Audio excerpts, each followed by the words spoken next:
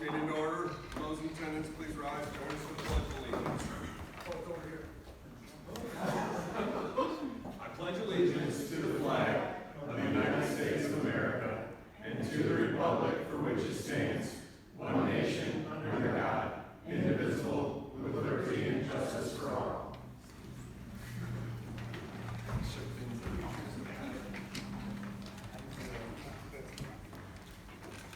I'd like to welcome all of our friends and neighbors and colleagues in joining us in this regularly scheduled September 5th, 2023 City Council meeting. As you come in tonight, which would be to the double doors to my right, to everyone else's left, there's a desk. On that desk, there's a sign-in sheet. If you're a guest with us tonight, please sign in. Also, I'd like to remind council members to please speak directly into the microphone so the public can hear them and as well as hear them online. Can I have a roll call, City Clerk? Yes, Councilperson Morrissey. Here. Palladino. Here. Brack. Here. Sharp. Here. Soha. Present. Stuchel. Here. Veer. Here. Wolfram. Here. And Mayor Stockford. Here. All present here. Thank you, Katie. We'll move into approval of agenda. City Manager or any members of council have any changes they'd like to see made to the agenda tonight?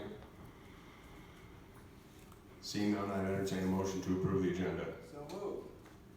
Second. Motion on the floor from Councilman Morrissey, seconded by Councilman Soha. All in favor? Aye. Any opposed? The ayes have it. We've got an agenda. We'll move into public comment on agenda items only. During this time, the podium will be open. Please limit your comments to 3 minutes. Please limit your trips to 1 to the podium. And please remember that this is public comment on agenda items only. So your comment needs to have a direct tie to something present on the agenda. Podium is now open.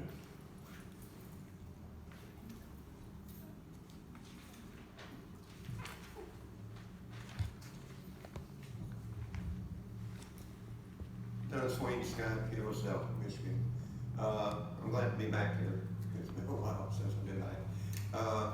But I see on the one that they're in the agenda that Carla is talking about I believe the money that is being assessed after or for their rebuilding of their sewers, or not their sewer, but the water lines and different things. You know what I'm talking about. The thing is that I was never for it, and I don't agree with it because we pay taxes as taxpayers. We pay every year, we pay our form of taxes for this, and I think that our taxes that we're paying should be able to be sufficient to take care of this. If there's other ways or means to be able to do this, it should be done by other ways. I watched the agenda on it before, while I was home recovering, that, didn't seem like there was enough people here. I don't know if they didn't hear or see, but the way I understand, there's a lot of people in that area that are not for this. And so I hope that you would reconsider doing another public hearing or whatever it takes to make this right with all the people in that area. And so I just want to thank you, and it's good to be back. Thank you. Thank you, Dennis. Any more public comment?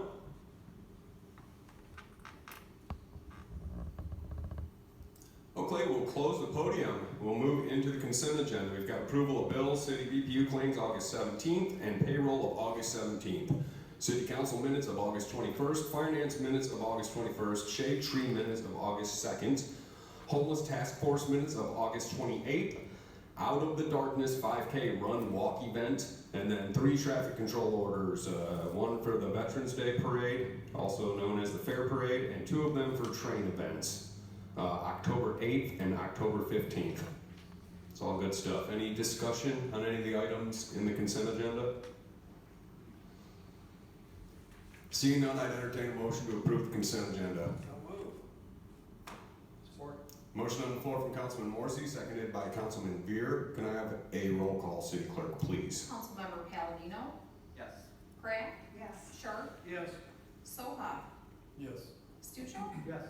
Veer. Yes. Wolfram. Yes. Mayor Stockford. Yes. Councilperson Morrissey. Yes. All approved. Thank you, Katie. We will move on to communications petitions. Item letter A, Fall 2023 Electronics Recycling Event. That is Thursday, September 28th from 10 a.m. to 2 p.m. And that's at the 149 Waterworks Ave, which is right next to the DPS building. And the list online, and this went in the BPU bill too, right? Yes. The paper copies, yeah. It's got a list of the accepted items and not accepted items. So if you've got electronics to recycle, it's a good thing to take advantage of. Any discussion?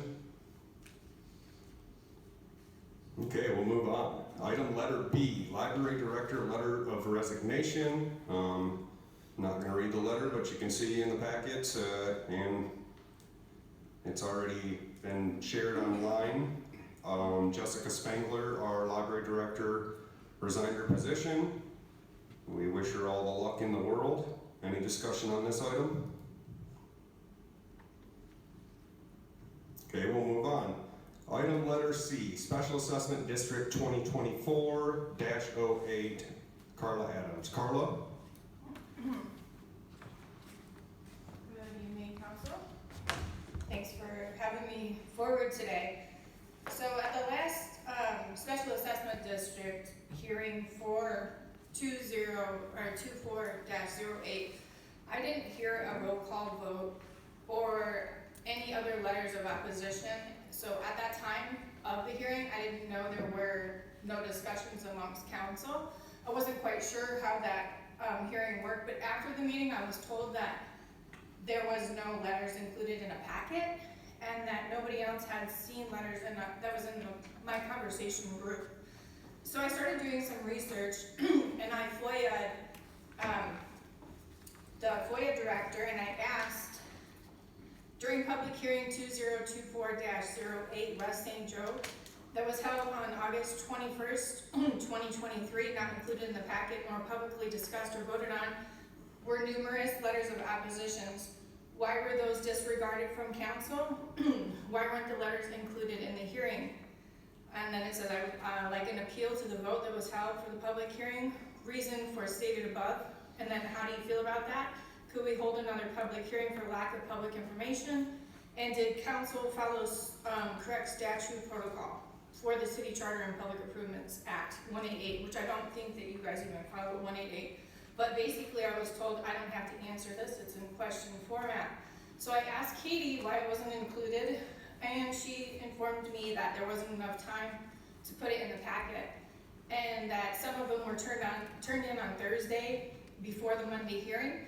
But it's a hearing, so I assumed it would be public record in the packet or not. I don't understand why it wasn't included.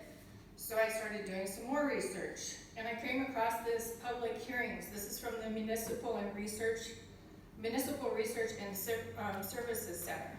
Now, it says that there are two types of public hearings, a legislative public hearing. The purpose of that hearing is to obtain public input on important legislative policy matters that affect a wide range of citizens, comprehensive land use plans, annual budget. Since legislation acts do not trigger constitutional due process rights, legislative public hearings are generally subject to fewer procedural requirements than quasi-judicial public hearings. So I looked at that. They generally affect a large segment of the public and involve the legal rights of specific identifiable parties, such as consideration of land use variance permits and site-specific rezones. Quasi-judicial hearings require due process for the parties involved, so such hearings tend to be stricter. My main question is, David Mackey in 2018 formed with council and the mayor an incentive program to put together a road project where he would get 2 to 4% salary increase for pavement of roads at a half-mile increment, up to 4% of his salary per year. My SAD came in 2023, but there was already a set in motion from 2018 to 21. Numerous special assessment districts. Now in a quasi-judicial hearing, The people who form the hearing are not allowed to be biased. So I would consider the fact that David is getting kickbacks from incentives and formed the hearing with council's approval, that would be a biased hearing. That's number one. Number two, in the SA district that I'm on, the SAD, there are 4 city properties. Who pays those? The assessments for those? Residents, right? Taxpayers. So then we're paying for the special assessments on 4 properties, our property, the millage, and David's past salary, because that was coming out of the general fund from what I could see. I also FOIA'd David to see if he was receiving any cutbacks or employees were receiving cutbacks. And I was sent to October 28th, I believe, in which the new contract with BPU is now in effect. But looking at the record, he was making about $98,000 a year, and I believe he's making $163,000 now. So you look at 21, he was the 10th highest paid employee in the state of Michigan for a city employee. We have residents here that have a 24.6% poverty rate. The average citizen makes $39,000 a year before taxes with one job. So you want us to pay for 4 special assessments on your property, which is also our property, so the whole city should be included in the vote now. Then you want me to pay for my special assessment, the 3.5 mils, and then not even get to hear the oppositional letters or names included for people who didn't want it. So it says in the Open Meetings Act 267 of 1976, number 5, a person must be permitted to address a meeting of public body under rules established and reported by the public body. Now your rules were, if there were oppositions, to write in, yet none of them were included but mine. And after the meeting, the mayor and another council member didn't even know that there were letters, other than mine. That's pretty disheartening. So I continued. I have in my possession 50% of the residents on West St. Joe that cannot afford or do not want the assessment. In Burlington, there was a special assessment done on R Drive and S Drive South. R Drive did not, I don't know which one it is, R Drive or South Drive, one of them did not want to be included, so they dropped that portion of the road and continued with the other road. So I'm here today to ask, in my 50% letters, that you honor our appeal and that you start taking off the properties owned by the city as an oppositional vote. They should be excluded at minimum from the vote. So if you don't write an oppositional letter, it is automatic yes. I don't think that we should have to do that. I want to get back to this raise too. The first raise started February 26, 2018. Committee began to address items listed in a proposal previously submitted by the city manager. Term of the contract, compensation, cost of living adjustment, bonus, health insurance, travel expenses, DP plan, 457 plan, and severance terms. Copy of Mr. Mackey's proposal is attached. It gets pretty interesting. So we're looking at $96,000 and $96,900 to start. At the base of 110 was determined as an analysis of municipalities in the southern Michigan region with population close to that of Hillsdale. On fixing the COLA at a 3% annual increase, Mr. Mackey indicated that this would take the matter of the realm of yearly political controversy. So he's asking for a raise here. He's asking for $400 per month, $4,800 annual for his automobile mileage. Carla, Yeah. I don't see what Dave's contract has to do with the special assessment. Okay. And to be clear, I Yes. agree with you about the special assessment, and I think that we should, at the very least, have another hearing, because, I think you're a machine. You've uncovered a lot of stuff and done a lot of research, but I don't understand. I can explain to you Dave's contract, because I've been here the entire time that Dave Mackey's been here, and we're actually paying Dave less out of the general fund now than we were 4 years ago. Which, that is odd to me. My fact is this. In a township special assessment, or a village special assessment, it's usually the residents that petition for the hearing. In this case, the hearing was set forth by council with the authority of David Mackey, under the assumption that he would be getting a 2 to 4% salary increase starting in 2018.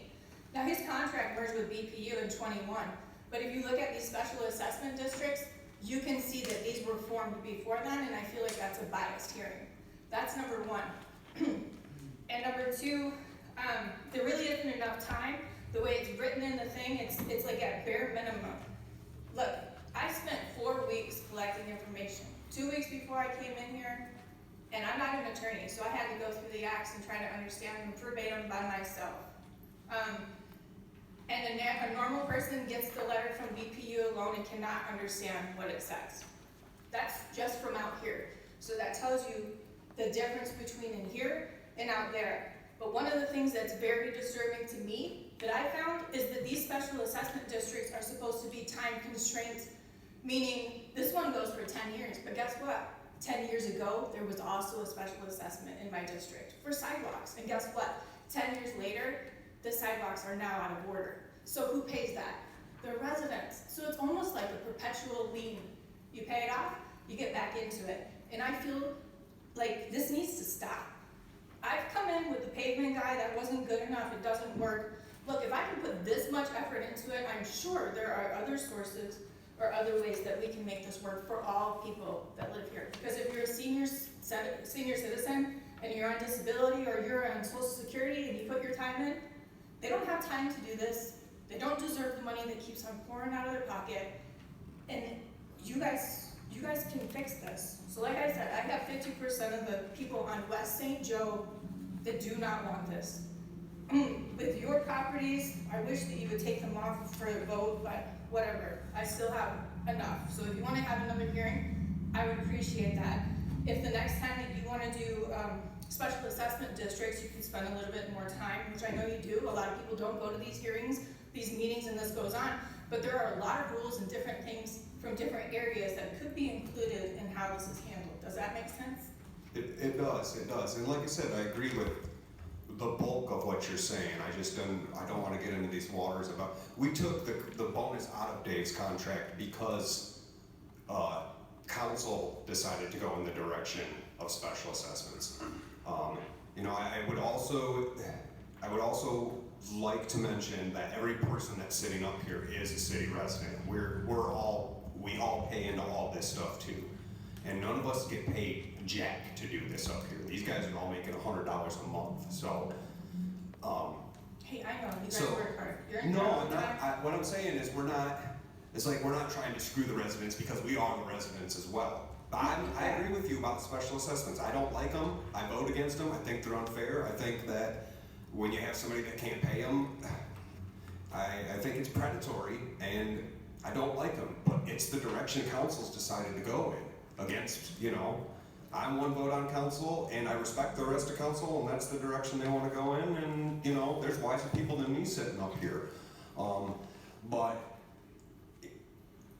I don't want to wade out into the water about Dave's contract, but the 160 is split between Board of Public Utilities and the city of Hillsdale because he's doing 2 jobs.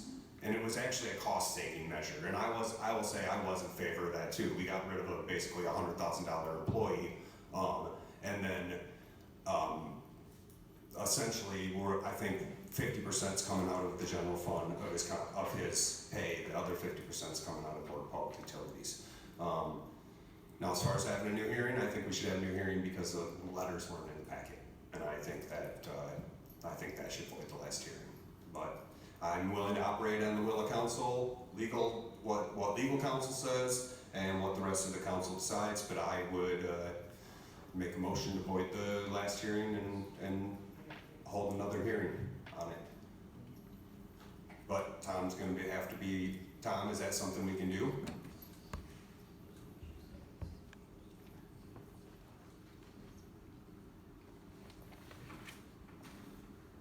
There would have to be a motion to rescind the adoption of it to start with. Okay. Tom, the council rules of procedure state that if we're gonna reconsider something, it has to be done at the same meeting and by a person who was on the winning side. That's correct. Dave is correct about that. Those are That- council rules. And that's the second part of it, is it has to be by way of a motion to reconsider it, by way of, in effect, rescinding that adoption of that special assessment district. Because remember, a special assessment district isn't like your run-of-the-mill type of ordinance or motion that you might approve. Right. It's got its own set of procedures that are in the charter and in ordinance, which kind of mirror each other. And the only thing that the issue of the letters has to do with isn't to inform the council.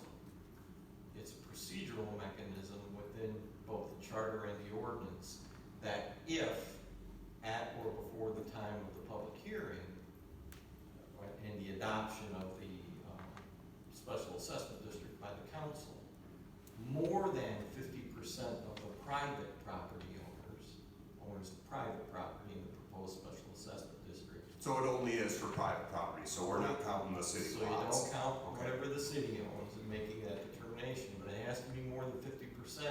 And that doesn't mean that it gets knocked down. I It know. means it requires a supermajority of votes, Yeah. 7 votes, in order to approve it, as opposed to just a standard majority of the council.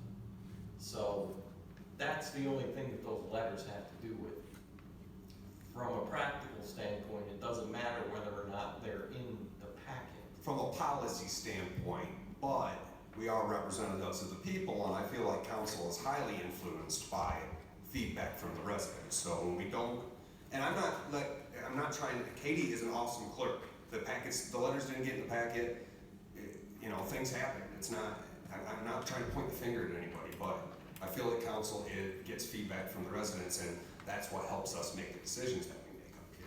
So I'm talking from a practical standpoint. You're talking from a policy standpoint.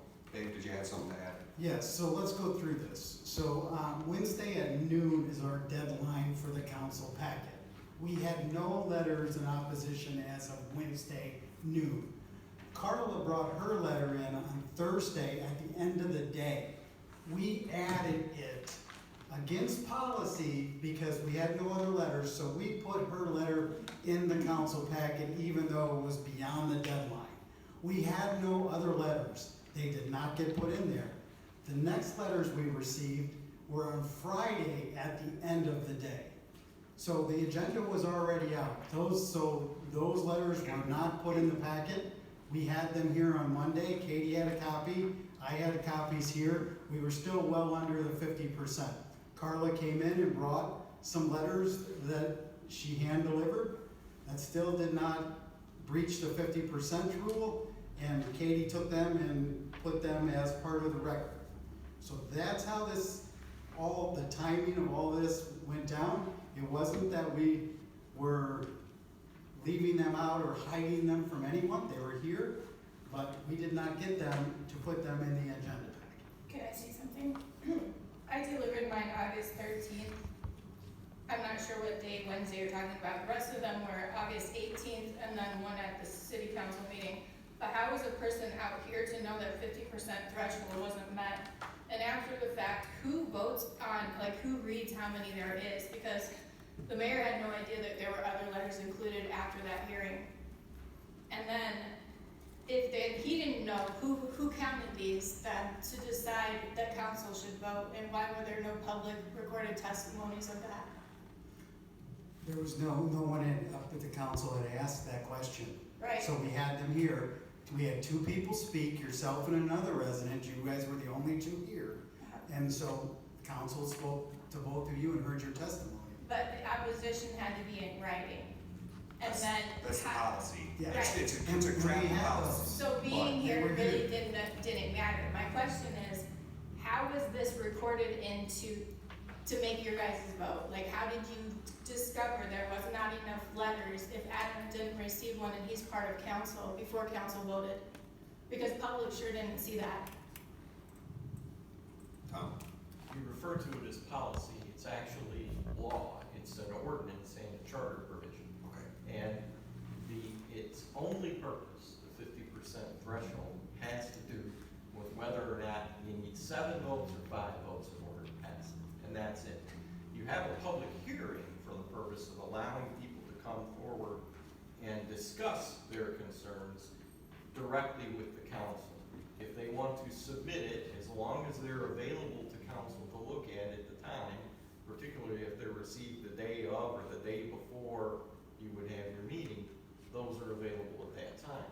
It would generally be the clerk's function to determine prior to the vote that you would have as to whether or not the threshold of more than 50% of the owners of the private property within the proposed district have given something in writing with respect to their opposition.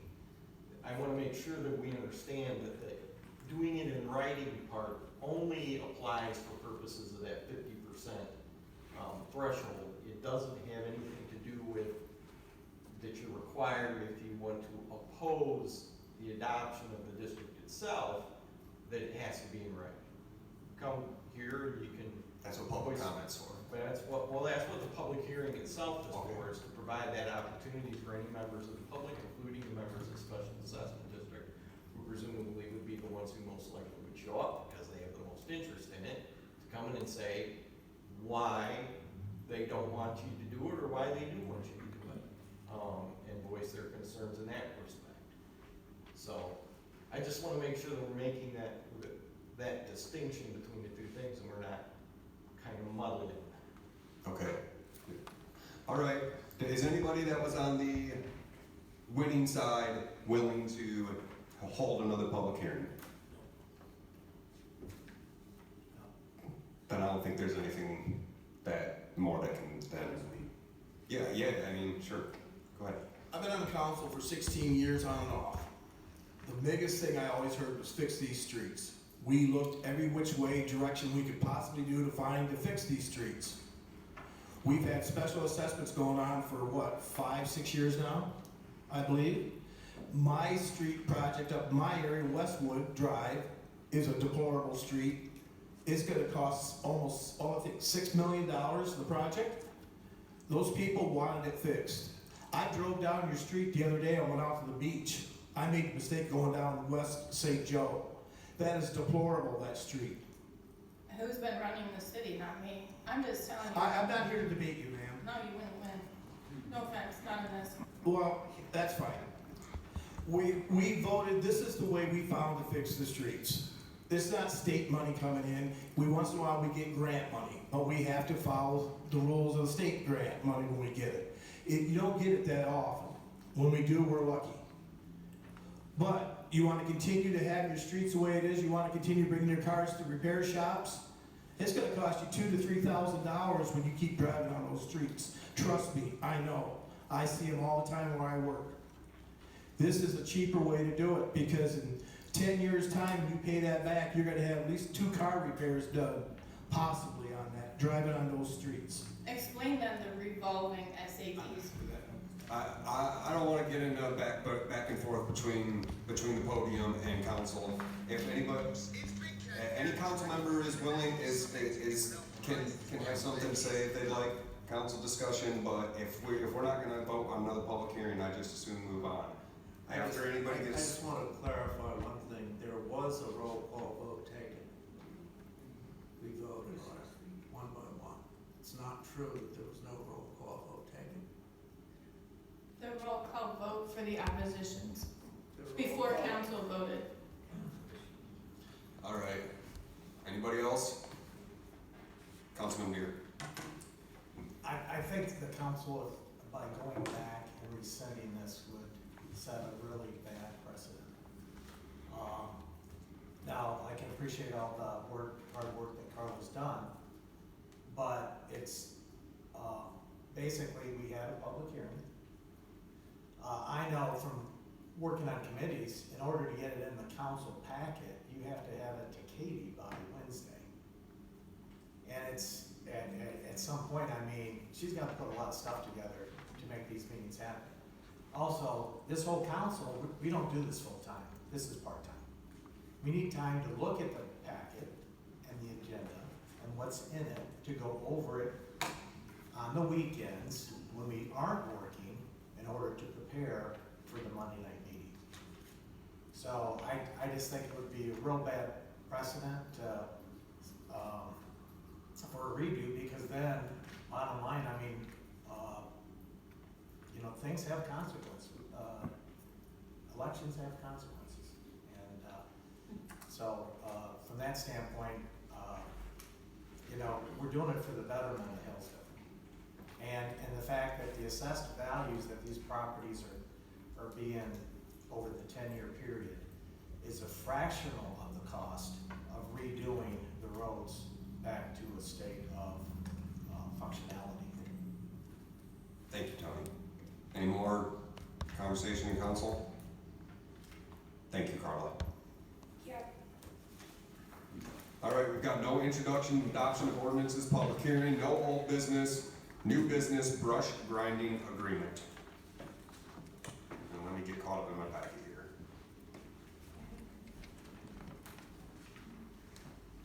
Jason. Evening, Council, Mayor, City Manager. Due to this last February's ice storm, in addition to residential brush drop-off, the brush at our site has ballooned over 5,000 cubic yards. It's pretty much taken over site. We're hoping to use it as a storage facility for the upcoming road projects. Right now, that is kind of hard to do with the space we have left. We did reach out to several contractors. We got 2 quotes back, Van Brunt Transport in the amount of $52,500, and Brink Wood Products for Byron Center for $58,000. This is traditionally more than what we spend. It's usually between $7,000 to $13,000 about every 2 years that we spend on this. And this cost is just so inflated because of the ice storm that we had. I would recommend to give this work to Van Brunt Transport in the amount of $52,500. Thank you, Jason. Thank you. Any questions for Jason while he's at the podium? Councilman Beer. So the budget that we had in the, was 21,000, is this 52,000 over that, or is it? It'd be, this would be fit, the 21,000 is included in the 52, so it's Okay, so 31,000. it's like another 30,000. Correct, sir. Dave, did you have something to add? So just to clarify kind of Tony's question, so the budget is 21,000, the bid's 52,000. If Jason saves money within the DPS department, basically look at the budget as a whole, then there will be no additional action by council. But if he spends every dollar budgeted besides this, then we would have to look at a budget amendment at the June of next year to add the additional 31,000 into the budget. It's just, I don't know if any of you have driven by that pile. It literally takes up, you know, pretty much a half of his yard. And they'll also be hauling the material out, which we don't need. So that's part of the process as well. Correct. Also, one other thing I had in there too, that price for 52.5, that was an up to, not to exceed number. So if it's under that, we'll get charged accordingly. That was an up to, not exceed. So I'm hoping it does. We'll see. Used to be what in the past, we burned it, didn't we? We did. And I remember that, yes. That's a better thing we don't. Any more? Councilman Soha. Would you just, where would we appropriate the other funds from the general fund, or if push comes to shove? Yeah, that would come from the general fund, or fund balance. Any other questions for Jason or Dave? Mr. Mayor? Yes, sir. Thank you. Jake, if we don't take action today, what happens? The pile, the big thing on not doing any action now is a lot of that stuff is still in the bottom of the piles over a year to 2 old. When you get to about year 3, it starts breaking down a lot. A lot of companies don't want to grind at the bottom because it's all we call pungent material. It's hard on the machines. So the more we wait, our costs will go up, and or have material that is not grind, that they will not grind. We're not there yet, but we can be. Councilman Sharp. Most of that came from the ice storm, I'm taking it, a good Okay. part of it. So let's keep that in mind too, guys. Next big ice storm or whatever we have, where are we gonna put it? Councilman Palladino. Is the end product worth anything? Can you sell it? No, it's chipped pretty good sizes, so they just haul it off and they compost it out. It's not mulch. No, no sir, it's about this big of chips when it gets done. Councilman Beer, did you have something? Don't we have a brush pickup coming? We do, sir, on October 16th, I believe. And then when would this work be started or? They can get here by the end of the month. Okay. So we'd start brush pick with a clean slate. Any more questions for Jason? Thank you, Jason. Thank you. Council discussion? Entertain a motion to award brush grinding and removal to Van Brunt Transport Inc. of Onstead, Michigan in the amount of $52,500, Not to exceed. not to exceed $52,500. So Motion on the floor from Councilman Beer, seconded by Councilman Stuchel. Can I have a roll call? City Clerk, please. Councilmember Pratt, Yes. Sharp, Yes. Soha, Yes. Stuchel, Yes. Beer, Yes. Wolfram, Yes. Mayor Stockford, Yes. Councilperson Morrissey, Yes. and Palladino. Yes. 9-0 approved. Thank you, Katie. All right, we'll move on to new business, letter B, code enforcement vehicle purchase. I'll take this one too. Oh, have at it. Perfect. The assessment department has, in this next budget year, or this current budget year, I apologize, to replace their 2015 Ford Explorer. We have helped and received 3 different quotes. A Ford Escape all-wheel drive from Hillsdale Ford for $28,541. Hillsdale Dodge Jeep Compass Sport 4-wheel drive for $30,340. And Hillsdale GMC for $36,198. Our recommendation is to award this purchase to Hillsdale Ford for the 2023 Ford Escape all-wheel drive for $29,541. With the contingency on there on obtaining the vehicle. When we talked to them last, a couple things. I believe they said within 24 hours they could locate a vehicle. And then when I got an email back, it was they tried to start finding it immediately.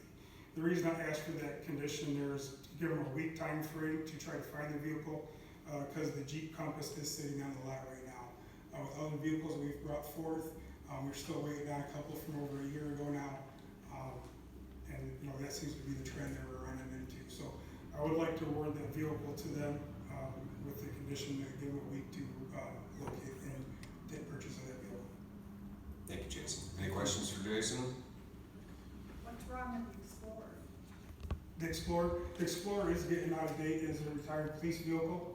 It has many miles on it, and it is starting to need some work. So my thought is we're going to take this vehicle at a DPS facility and use that in our engineering department because we are bleeding one for there.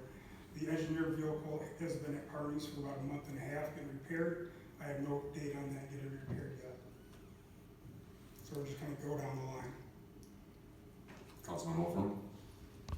Some people have suggested the possibility of buying a used vehicle. Do you think that over the long term, it's gonna be less expensive to buy a new vehicle than buy a used one and have the used one having more repairs?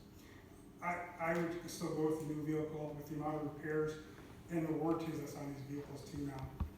They're not like our trucks out of DPS where they're gonna have a smaller window for warranty work because of the construction side of it. They're gonna be more on the fleet side, where I think they'll still get the 5-10 years out of it that they need before they need serious work onto it. Any more questions, Councilman Palladino? Are there no retired, soon to be retired police vehicles available? Not that I'm aware of. That would be a chief question. No.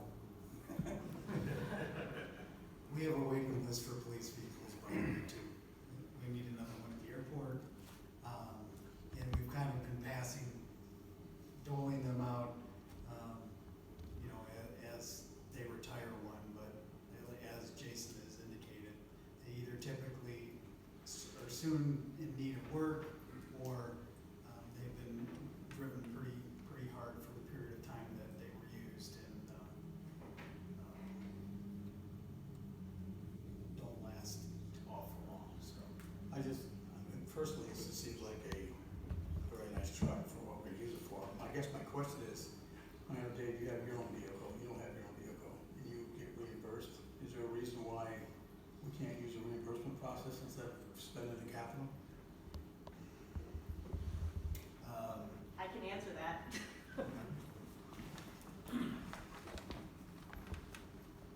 I will not drive my personal vehicle to do code enforcement or assessing. That's not an answer. That is, That's not the answer, I'm sorry. I'm sorry, that is not the answer. My question to the city manager is there a reason why we cannot use the reimbursement process instead of buying a new vehicle? Kim, do you mean like that you're, my vehicle. that it's a confrontational job and you're worried somebody's gonna mess with your vehicle or something like that? Is that what Yes, you're in? yes, exactly. Okay. Yes. All right. well, it's also important to note that all the city vehicles have signs on them, or stickers on them delineating them as city vehicles, so they are properly identified. And as was mentioned at our finance meeting, they're wearing yellow vests and whatnot, and to delineate themselves and have badges as a city employee, where if you pull up in a large pickup truck, you've got to get over a hurdle with that.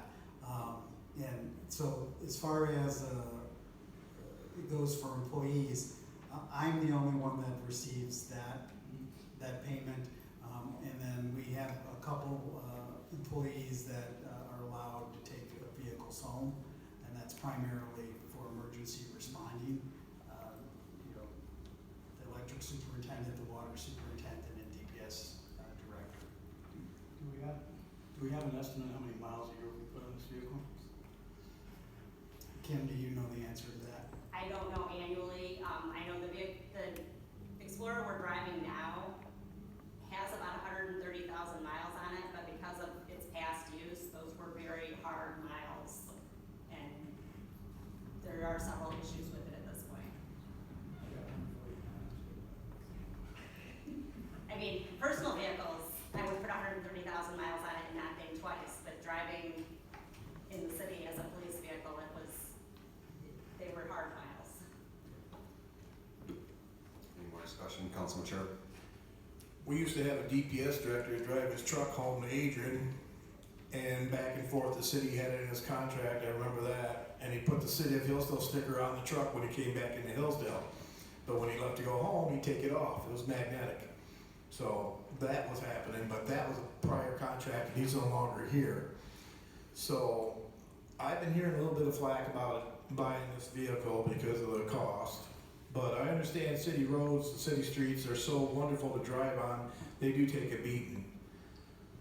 But I have issues with code enforcement because of what's going on, the legal ends of it and everything, and how long things take. Sometimes I have to call the code enforcement gentleman and ask him questions, why hasn't this not been addressed, such as a lawn mowing incident up there on the hill on Manning Street with a house that imploded. I drove by there and that weeds had been there for 3 months, almost 2 months at least, growing tall high, and I finally called him asking what's being done about that. Oh, I'll get on that. It got mowed, it got taken care of. But it's not my job to do his job. And that's the thing, when I'm driving around, I'm in town, I'm seeing these things, it's not my job to do his job. So that's the issue I have with code enforcement. Is it really viable? If you go over to Coldwater, my son lives over there, he's been introduced to code enforcement over there. They are on their ball. I mean, he got notified, he got a ticket right away. It opened him up, so that doesn't happen in Hillsdale. Son, this is in Hillsdale. So, I don't know, I'm gonna see how this vote goes with you guys. I'll go whatever way you guys go on this because I'm not comfortable spending $30,000. Thank you. Any more questions, discussions? I think the conundrum everybody is in is 3 minutes ago, we're talking about people not being able to afford special assessments. Then we're talking about buying a new vehicle, and it certainly puts you into, timing in politics is everything, so I can appreciate that. Just one thing, you cannot force city employees to use their own vehicles in the performance of their work on behalf of the city. Okay. So, just in terms of the reimbursement thing, if they volunteered to do that, that's one thing, but you can't require them to do it. Councilman Beard. So then, Kimberly, so if we don't get is the current vehicle, operable Today, today? Okay. When was the last time it was in for maintenance? I think it's been a couple of months, but I'm pretty sure there's battery going out right now, so. Okay. And of course, you, code enforcer can't enforce the codes if you don't have a vehicle, I'm thinking. Well, we'd have to make other arrangements. Councilman Soha. Just a couple things on that. There was a letter sent to council that suggested purchasing a used vehicle. If this was previously a police car, I can see how they get beat up pretty good as they're young vehicles. But 130,000 miles. So right now on the lot at Stillwell Ford is a 2020 Ford Escape for just under $22,000 with the heated seats, which I don't understand why that has to be a requirement for a city vehicle to have heated seats. As I understand the what do you call it, the qualifications or whatever you sent out, the specifications you sent to the dealerships was very vague in its, and so it was difficult, at least for one dealer, to respond to it. And where that was sent was caught by the city manager that dealership hadn't responded yet. I was wondering if, 130,000, that'd be 90,000 miles on this vehicle. If we could understand how many miles a year are driven, 10 years, I'm driving a 2012, car right now, so I've got with 190,000 miles on it. So I kind of empathize with that this might be an expenditure that's not necessary at this particular juncture. And if it is necessary, maybe we do choose a used vehicle, or we table this and reassess it for another time. Thank you, Councilman Sola. I think that's what it is, Kim, is that we're asking the residents to tighten their belts, and then, the timing just doesn't look good on it. It doesn't feel right to me, so. So just to clarify what our intention with this was, we put together a wish list and sent it out to the dealers to see what they had on the lot that met that wish list. If all of them had come back with, we don't have that, then that would have been our next option, was to go with, okay, with the used cars, we would have opened it up to the used car dealers as well and said, what do you have on the lot that meets this list, and what are the prices? The Jeep is on the lot, it meets those specifications. Is there any more discussion, Councilman Sola? So I appreciate that, and I appreciate the hands-free with the laws now. I don't want the city employees, I want them to be able to answer the phone and not break the law. But heated seats, things like that. And that's not, that was down on the list, that wasn't. But it was on top the list. one. It was on the list, though. Like I said, this was our wish list, And- this was our, if we could get it in our price Well, range. there is my conundrum, because the dealerships for public expenditures, or for providing something to the public forum, they need specific features sets so that they can give an appropriate bid. If they have too many, then they might be overbidding, or if they don't have enough, then they might not be acceptable. And that was one of the challenges here with this particular specifications on this vehicle. And then, again, I don't understand why a city vehicle would need a luxury like heated seats if these are just little things that I've been thinking about over the last 4 days that, and then now that we're talking more and more, 130,000 miles on a vehicle, I mean, does it have more life in it? Is it gonna be a little bit uncomfortable? Probably, like Bruce said, I've had to redo my shocks and struts on my car a couple times in those 180,000 miles, so I get it. But I bought the car at 60,000 miles, and it's been serving me well for this since 2014. So I can't see how a city vehicle that's just going around for assessments can't. I would welcome any of you to come and take a drive in an Explorer with me, and you can see what we're talking about. Thank you, Kim. Thank you, Jason. Councilman Wolfram? I just had the one comment that I had, that it's quite possible, it's possible that buying a new car will be less expensive over the long term than buying used cars that then have to be fixed. And I guess that's an empirical question. It is possible. But it's possible. Any more discussion?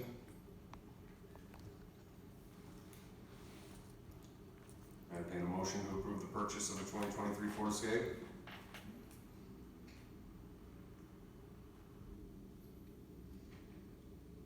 Okay, we'll move on. We've got no proclamations, no appointments, so we'll move on to general public comment. During this time, the podium will be open. Please limit your comments to 3 minutes. Please limit your trips to 1 to the podium. And during this public comment period, you can speak on whatever your heart so desires. The podium's now open.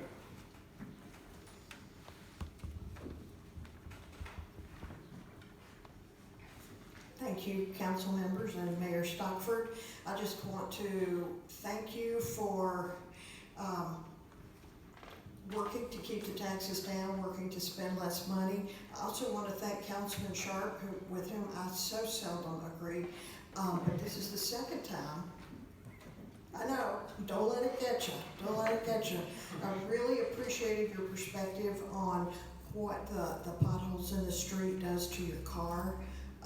And what you will spend in 10 years in repairs for your car. A very valid point, and I had never considered it from that point of view, so I want to thank you. I also want to just take a minute and say thank God for BPU. Every time I see a news story about 180,000 people are still out of power with Consumers Energy, I am so grateful that we live in this little bitty place that has BPU. So thank you very much. Good night. Thank you, Ginger. Any more public comment? Bob Flynn, 10 West Hallett. I've never done this before, so I'm used to talking to everybody one at a time. This is just a picky little thing on tonight's agenda, and I understand what goes into scheduling stuff. I really do, because I have to do it myself. And I appreciate the electronics recycling event set for September 28th over there by the DPW building. But it's a Thursday of Fair Week from 10 to 2. Now, even if it wasn't Fair Week, it's a Thursday from 10 to 2. I can't make it Thursday 10 to 2. My wife can't make it Thursday 10 to 2. We have to work. A lot of hardworking individuals can't make it Thursday 10 to 2. Or could they make it Tuesday 11 to 3? It's a great idea. I've got several electronic things that need to be recycled. I know most of the city did. I used to be a part of an event that the former computer store here in Hillsdale did on a Saturday, 9 to noon. And they filled dumpsters on a Saturday from 9 to noon. And people had the opportunity. So just whoever was in charge of this, great idea, perfectly wonderful idea. Just the scheduling, you might want to think a little bit more about that in the future. Thank you. Thank you, Bob. Any more public comment? Since Bob brought that up, there's a lot of elderly people, and I'm saying elderly because I feel like it now. There's some things that we can't carry. And what about those that aren't able or don't have transportation to some of these places? Is there any way that there could even be a city pickup for some of that one day, you know, they could set it out the night before or whatever and have the city pick it up for those that are not able and capable of getting it out to the place that you have picked right now? Just a question. Thanks, Dennis. Any more public comment? Hi, Carla Adams. So I still am concerned about the policy and procedure of recorded testimony of oppositions for the special assessment districts, why there weren't a roll call vote on the oppositions, that we followed the instructions that said you had to bring them on or before the hearing. They still were not included, and I know they weren't included because the mayor didn't even see only my letter. So let me just read you the ones that said no. 60 West St. Joe Street, 56 West St. Joe Street, 164 Griswold Street, 78 West St. Joe Street, not sure on this one, 158 West St. Joe Street, 172 West St. Joe Street, 30 West St. Joe Street, 44 West St. Joe Street, 54 West St. Joe Street, 154 West St. Joe Street, 22nd and 18th and 26th West St. Joe Street, 166 Griswold Street, and 163 Griswold Street. We will not forget that you denied our request for a hearing. We will be appealing it. I will be. It's going to cost me $100 that I don't have, but hopefully the tax tribunal can look at what procedure you used for recording your vote, because we didn't see a vote. I do appreciate, though, you bringing up the pit in the stomach of the $33,000 for a car with 130,000 miles on it. I get that they need to be repaired all the time, but again, it's poor money management. And I believe that the money is somewhere up in Lansing or Ukraine or whatever. So yeah, elections do have consequences. Thank you. Thank you, Carla. Any more public comment?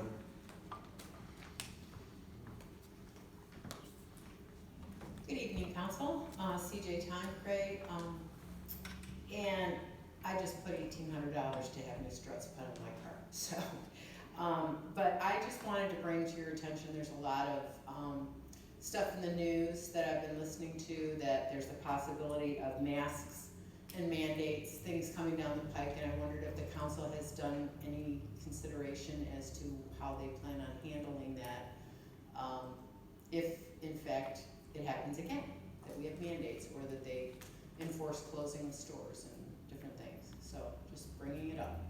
Thank you. Thank you, CJ. Any more public comment?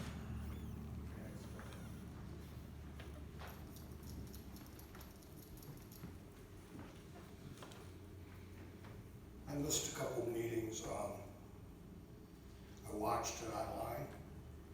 People need to read the note. You got a lot of this and nothing that you can hear. So if the council members would all watch about 20 minutes of the video online and see who's talking and who's not. This site does pretty good because people just don't talk into the mic. I don't know if they can't read the note or what, I'm not sure.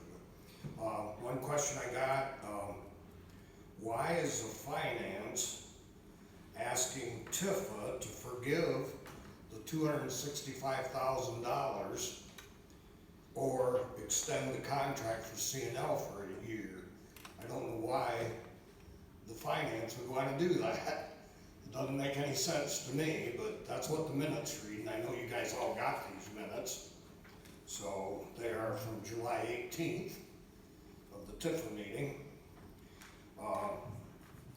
Was mentioned in one of the meetings that the new signs for the walking and drinking area are like $10 a piece online. Whoever said that should read the finance report on how they spent $700 at Stockhouse to buy the signs they bought for the Economic Development Commission. So, you know, if they got a better idea, they need to be suggesting it. It was talked about the taxes that the college pays, and it was talked about $40,000. I printed off a few things. The GIS, here's a property in the city of Hillsdale that pays $80,000. Here's a property that's owned by a gentleman here, lives here in town, and he's paying just under $80,000 a year. Here's another one that's paying $40,000 a year. So there's a lot of people paying a lot of taxes. Here's one that's paying $60,000 a year.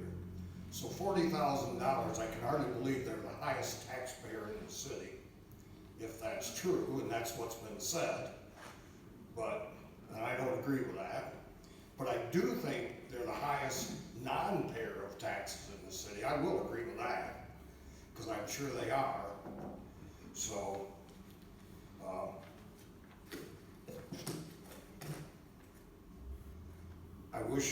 I don't think the homeless thing is going quite right. At the last meeting, they had a speaker from the Salvation Army there, and questions being asked to him was like, how much money do you guys get? How much do you guys spend on the homeless, or on in general? That's got nothing to do with homeless people whatsoever. Who cares how much the Salvation Army gets, how much they give to people that have homes or whatever they do, and trying to figure out how much money they spend for administrative fees got nothing to do with the homeless whatsoever. It just seems to me that that was kind of improper questioning of the Salvation Army. And the lady did a heck of a good speech, had all her percentages and everything down. I just think the way it was conducted to her wasn't quite right. I wasn't here for the letter from the library director. Best director the library's had in years, but it's hard to work in a hostile work environment. And that's exactly what she was in, and being threatened, and then the majority of the board wouldn't stand behind her, which is ridiculous also. Best thing she can do is sue the city. Thank you. Thanks, Jack. Any more public comment?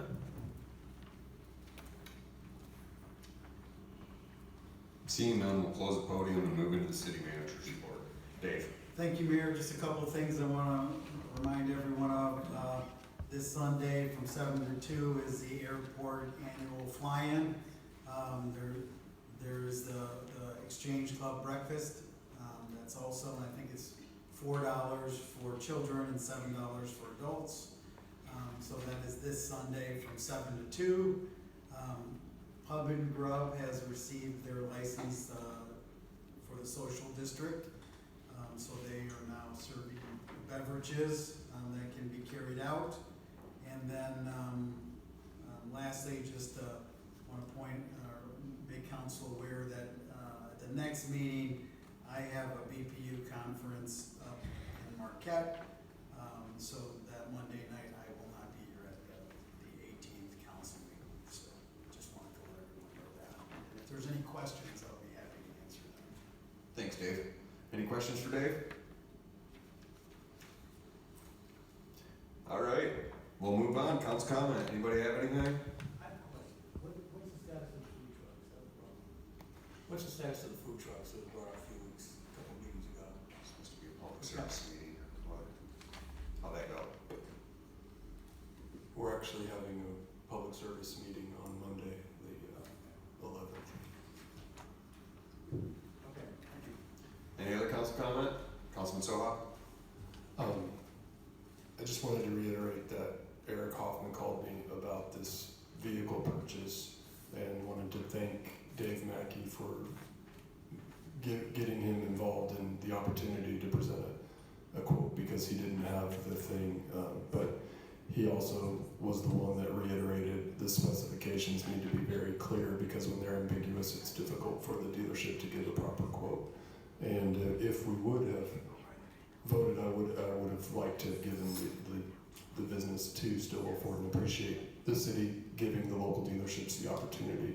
But then at the same time, when I learned about how much, that's why I decided to not approve it at this time anyways. And, Mr. Mayor, I would respectfully ask that when letters are submitted, that the author of the letter have the opportunity to speak to it in general public comment and not, because we have had During not communications. during communications and petitions. Is that how the rest of council feels?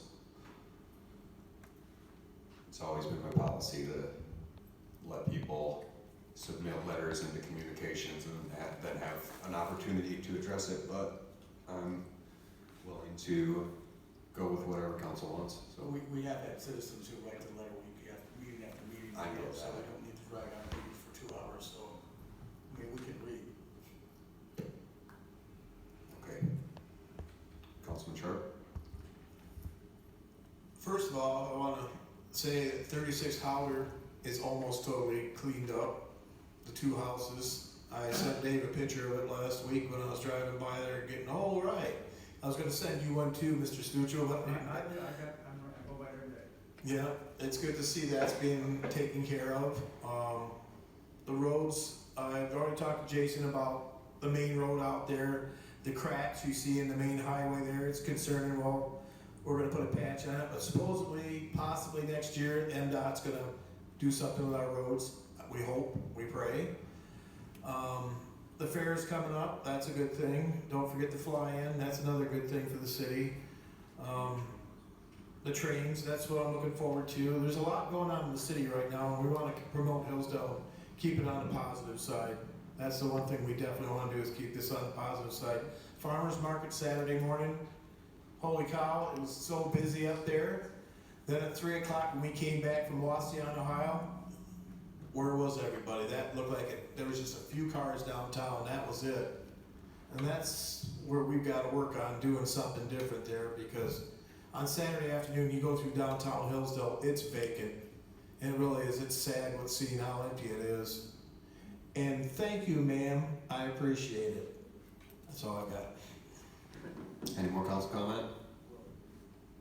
Councilman Morrissey. Yeah, I just wanted to clarify this point about how much what rank the Hillsdale College is on the tax roll.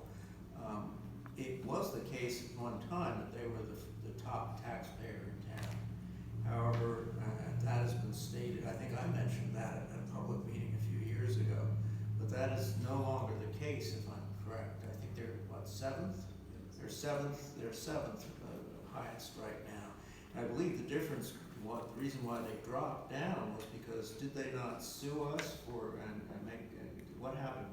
They removed some of the properties from taxation. There were just a number of properties that were taken off the tax rolls for the mission, is the reason they utilize, like the townhouses, the brick townhouses up off College, and some other properties, so. Well, those townhouses on Manning, you mean? Yes. Yeah, they changed the function of those. That used to be private residences. They were renting them out, and then they turned them into dorms. So that's the reason why they would have been taken off the tax rolls, for sure. So anyway, the situation has changed. The facts have changed over the years. Thank you, Councilman Morrissey.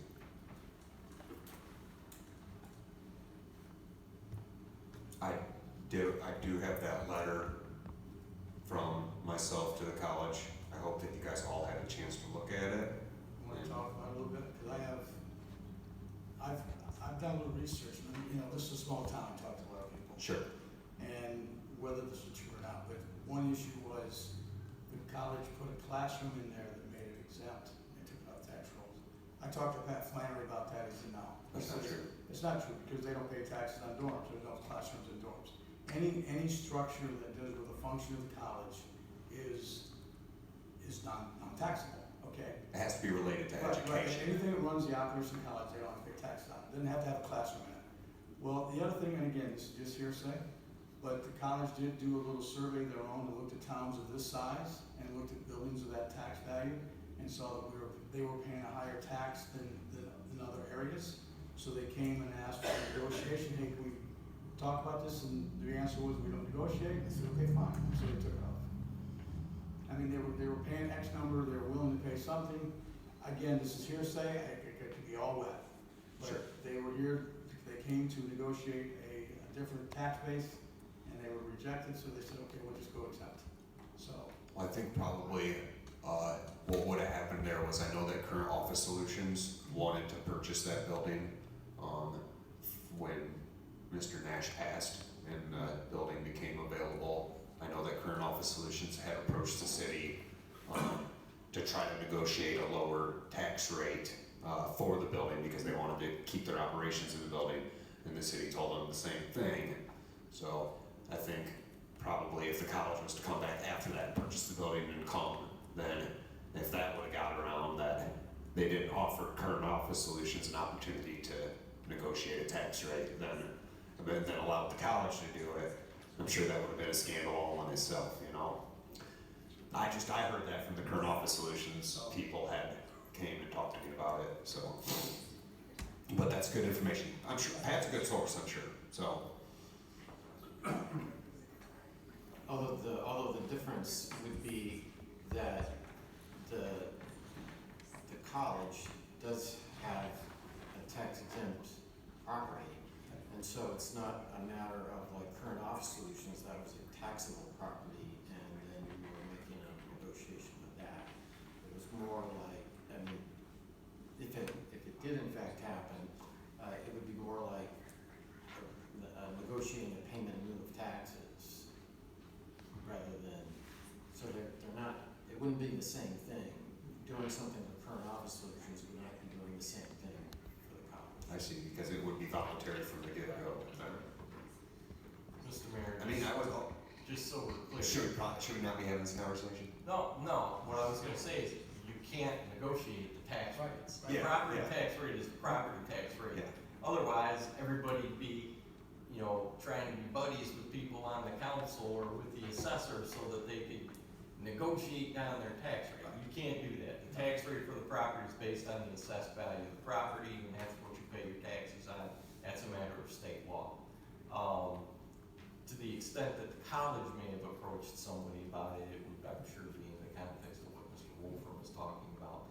Hey, if we can't, maybe we can make some other use of this property and negotiate a pilot payment perhaps, but that would be the only way that you could have any kind of discussion like that. And then it would have to be on the basis that it's going to otherwise be exempt. So. Any more discussion? I will say I got this letter from Mr. James Thomas. I will acknowledge the letter since he brought it up here today and had it stamped received with a time on it. It's regarding a light, and I'm sure he's contacted you guys all.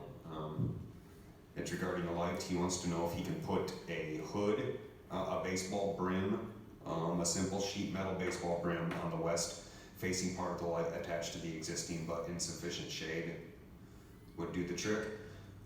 So I'm acknowledging that I got this and he turned it in. It will be in the next packet in communications, and if he wishes to comment on it, I will ask him to do so during public comment period. First public comment period. excuse me, Mr. Mayor, what's his address? It's on Bar Street. Well, it's gonna be in the packet. It's 2200 Bar Street, Hillsdale Township. That's all I need. So, That's all I need to know. okay. Councilman Palladino. We also plan to talk about lighting at the Public Services Committee meeting on Monday. We discussed a charter provision that says the city should shield private residences from city lighting, and obviously that's not being enforced in any way. But it's, a citywide problem. I'm not sure we can really tackle it on a case-by-case basis. But I think in the future we should consider, especially these massive sort of highway lights that are 20 feet in the air, it seems like, trying to shade those as, slowly transitioning the city into compliance with the charter in that regard. Thank you, Josh. Any more council comment? You guys want to go home? Motion on the floor from Councilman Sharp, seconded by Councilman Soa. All in favor? Aye. Any opposed? The ayes have it. This meeting's adjourned.